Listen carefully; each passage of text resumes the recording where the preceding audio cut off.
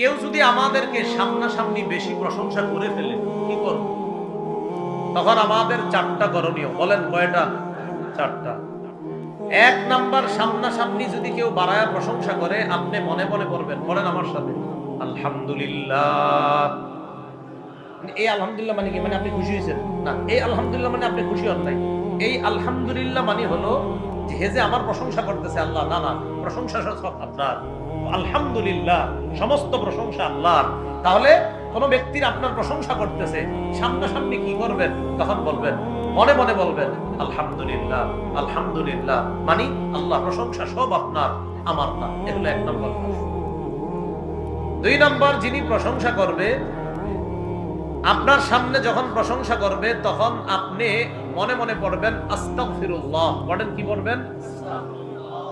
মানে আল্লাহ, আমি যোগ্য না, মাফ করে দেন। তিন নাম্বার, যদি সামনাসামনি প্রশংসা করে, এটা আবার করতে যায় না, ধমক দিয়েন। বাকি হাদিসে একটা আমল আইছে, এই আমল আবার করতে গেলে মারপিট হয়ে যেতে পারে। সেটা হলো কি?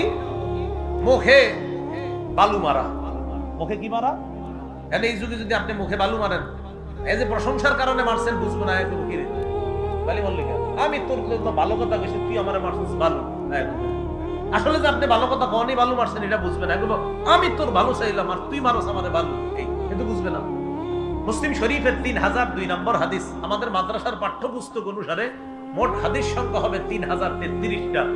এই হাদিসের মধ্যে রাসূলুল্লাহ সাল্লাল্লাহু আলাইহি সাল্লাম বলেন, ইযা রাআইতুমুল মাদ্দাহিনা, যখন তোমরা দেখো মাত্রা অতিরিক্ত প্রশংসা কেউ করে সামনাসামনি, ফাহসু ফি উজুহিহিমুত তুরাব, তখন মুখের উপর বালু মারবা, চেহারায় বালু মারবা। এখানে বালু মারা দ্বারা উদ্দেশ্য হলো সতর্ক করে দেওয়া, কিন্তু সাহাবীরা আমল ডাইরেক্ট করত। একদিন এক সাহাবীর সামনে প্রশংসা হলো, তিনি সত্যি সত্যি বালু আর পাথর টাথর নিয়ে মারছে মুখের মধ্যে।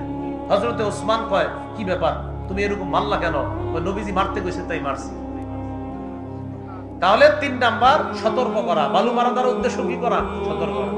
4 নাম্বার, মাত্রা অতিরিক্ত প্রশংসা কেউ আপনার সামনে করলে 4 নাম্বার যে কাজটা, 4 নাম্বার 3টি দোয়া করবেন।